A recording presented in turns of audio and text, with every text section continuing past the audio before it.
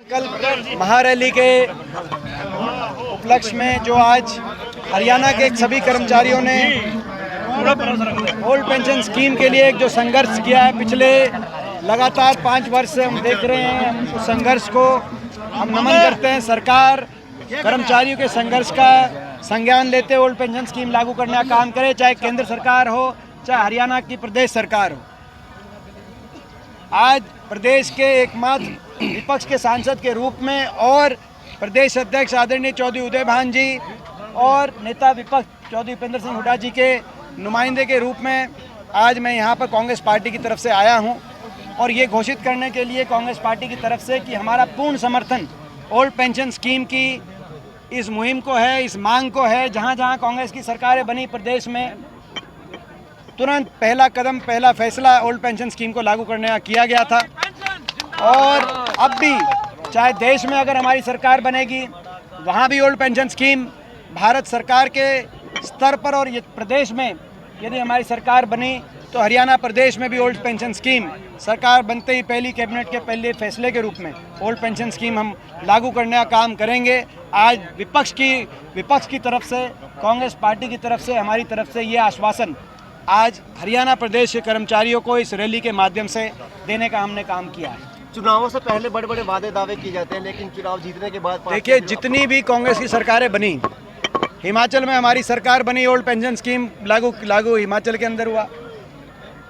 राजस्थान में हमारी सरकार बनी, वहाँ लागू हुआ। छत्तीसगढ़ में हमारी सरकार रही, वहाँ लागू हुआ। कर्नाटक में हमारी सरकार बनी, वहाँ लागू हुआ। तेलंगाना में हमारी सरकार बनी, वहाँ पे ओल्ड पेंशन स्कीम को लागू करने का काम हमारी सरकार ने आते ही किया। और भाजपा का कर्मचारी विरोधी चेहरा इस रूप से उजागर हुआ कि राजस्थान जैसे प्रदेश में जहाँ कह रहे थे कि कांग्रेस की जन कल्याणकारी नीतियों को नहीं बदला जाएगा, ये कहा गया था।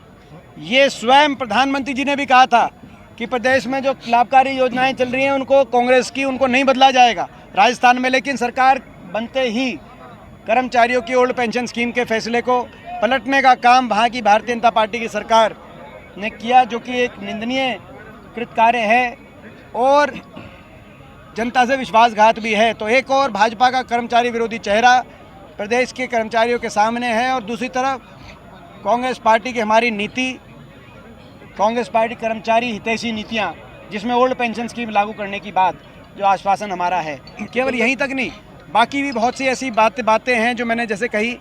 कर्मचारियों की ओल्ड पेंशन स्कीम अस्वीकार करते हुए सरकार ने कर्मचारियों पे लाठियां बरसाने का काम किया, जिसकी आज हम घोर निंदा करते हैं। कर्मचारियों के हाथों में कलम और कलम में ताकत होनी चाहिए, कर्मचारियों के सरों पे लाठियां नहीं बरसनी चाहिए। ये कर्मचारियों का आज जो संविधान में जो संवैधानिक अधिकार हर वर्ग के सुनिश्चित किए गए हैं, आज आप देख रहे हैं भारत सरकार के स्तर पर 72% PSUs को केवल 10 वर्ष के अंदर निजीकरण करते हुए भारत सरकार की जो नौकरियों में बढ़ोतरी होती थी वो 17 लाख से घटाकर 13 लाख नौकरी भारत सरकार की रह गई मात्र। और दूसरी ओर फौज के अंदर अग्निपथ योजना ले आए, जो फौज में पक्की भर्ती होती थी, आज फौज में भी कच्ची भर्ती होने लग रही है 4 साल के बाद बिना पेंशन के वापस।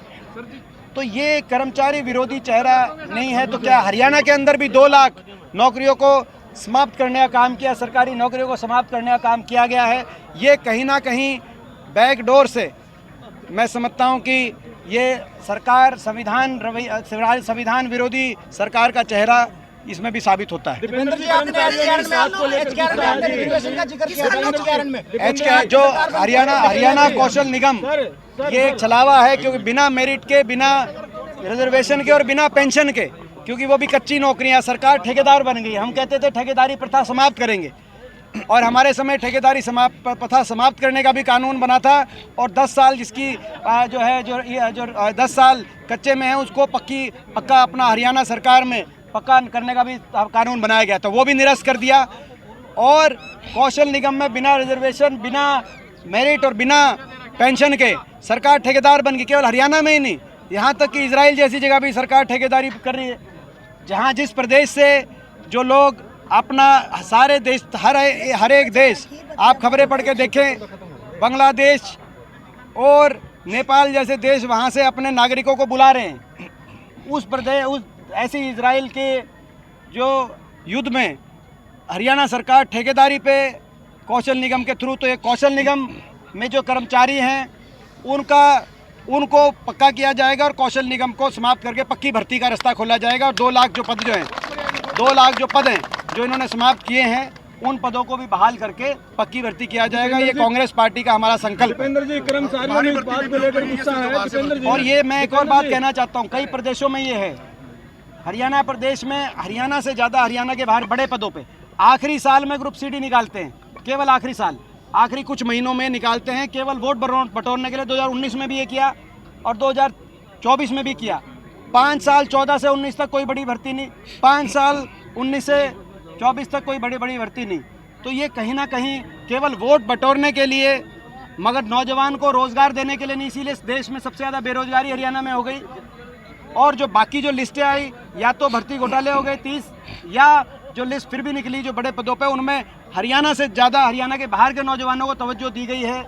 ये सरकार की जो नीति है, इस नीति के विरोध में भी कांग्रेस पार्टी और विपक्ष पूर्णतः इस नीति के विरोध में भी। बाकी किसी प्रदेश में हरियाणा के नौजवानों को अगर तवज्जो नहीं मिल रही तो हरियाणा में भी, हरियाणा में क्यों ना मिले, तो हरियाणा नौजवान कहाँ जाएगा। अब मैं कि सांसद और MP विधायक वो अपनी पेंशन लेते हैं लेकिन कर्मचारियों के प्रति बेरहम बने हुए हैं।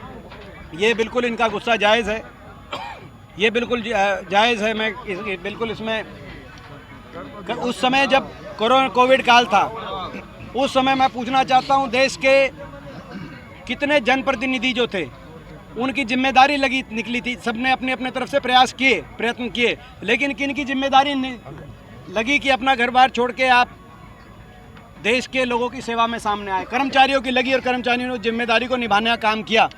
तो देश के निर्माण में 75 साल की देश को आगे लेके जाने में देश के कर्मचारियों का योगदान किसी से कम नहीं आंका जा सकता।